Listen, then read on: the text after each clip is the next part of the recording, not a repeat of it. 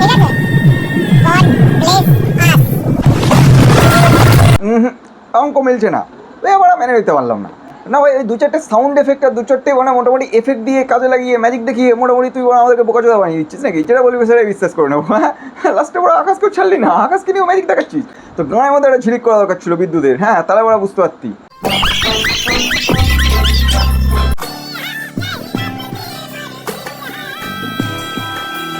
না ভাই, নিজের একটা ছোট্ট মতো বান্ধবী বান্ধবী বান্ধবী আছে বলে তুই যা খুশি তাই করবি পাবলিক প্লেসে।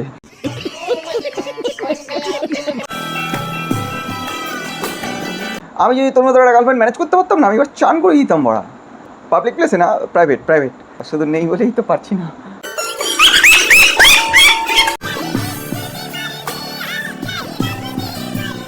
হ্যাঁ, তুই তোর গার্লফ্রেন্ড নিয়ে বড় মার কাছে পুজো দিয়ে এসেছিলি, খুব ভালো কথা, জয় বড় মা। বিষয়টা সেটা না, বিষয়টা হচ্ছে বড় মা তো তোকে দেখে আশীর্বাদটা দিয়ে দেবে তোর মুখ দেখে বাঁধের মতো। হ্যাঁ, তোর গার্লফ্রেন্ডকে কী দেখে এবারে আশীর্বাদটা দেবে? মুখ তো ঠেকে রেখে দিয়েছে, মুখ দেখাচ্ছে না তো ওরা। ভুল করে যদি তোর গার্লফ্রেন্ডের আশীর্বাদটা অন্য জায়গায় চলে যায় তখন কী হবে? হ্যাঁ, বড় মতো কনফিউজ হয়ে যাবে, কাকে আমি আশীর্বাদ দেবো? মুখই তো দেখতে পাচ্ছি না।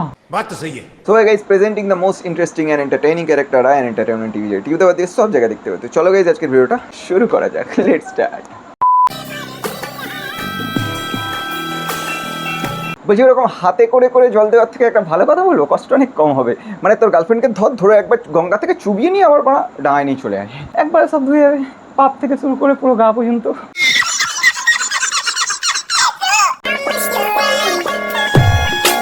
এ প্রেমে পড়লে মেকআপও করতে হয়?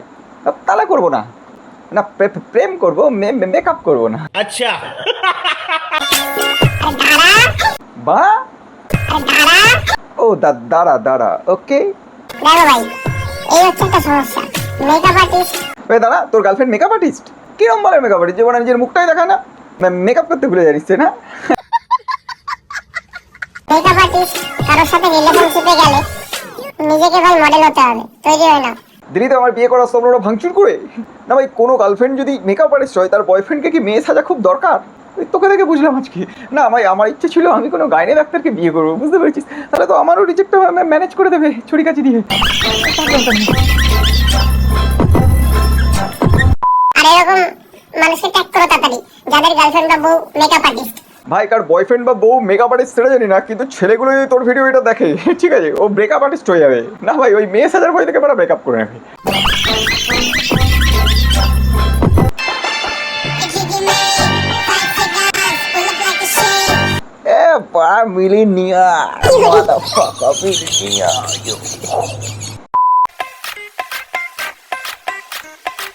সবাই সাইড দাও, ওরা জলস্থি ঢুকছে পার্কে, এবার আবার তাণ্ডব চালাবে ভিতরে। না, হাঁটা দেখে মনে হলো, এটা আমি বলিনি।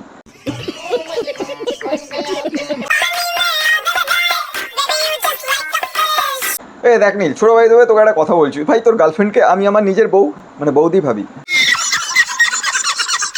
বুঝতে পেরেছিস? তাই জন্য বলছি, কমসে কম মাস্কটা খুলে অন্তত ওয়াটার পার্কের মধ্যে ঢুকতে বল। নাহলে ওই ওয়াটার পার্কে গিয়ে যদি ভাই মাস্ক ভিজে যায় মুখের মধ্যে, তাহলে এবার দম বন্ধ হয়ে গাদা গানে চলে যাবে।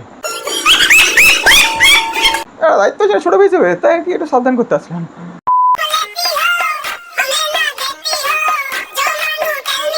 নীল, এই যে তোরা পাবলিক প্লেসে রোম্যান্স করছিস ওয়াটার পার্কে গিয়ে, মানে বিষয়টা একটু ঠিক আনকমফোর্টেবল লাগছে, তাই না? মানে তোরা কি চাস চারিদিকে পুরো ফাঁকা হবে? তাহলে একটা কাজ কর, ফাঁকা হয়ে যাবে। কি বলতো, তোর গার্লফ্রেন্ডের মুখের থেকে মাস্কটা খুলে দে, এমনিতে ভয় থেকে সবাই চলে গেছে বাড়ি, সবাই কেউ আর রিস্ক নেবে না ওখানে থাকা।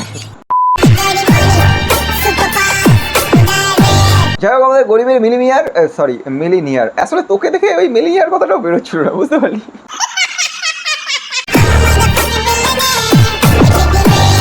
তো তোকে দেখে মোটামুটি মিলিনিয়ার না মনে হলেও ওই 1010 মনে হচ্ছে, ম্যানেজ করে নেওয়া যাবে। কিন্তু তোর গার্লফ্রেন্ড পিছনে যে বসে রয়েছে, ওকে দেখে তো সেটাও মনে হচ্ছে ভাই, ওকে দেখে মনে হচ্ছে ট্রেনের মধ্যে মলম বিক্রি করে না, ঠিক ওদের মতো লাগছে।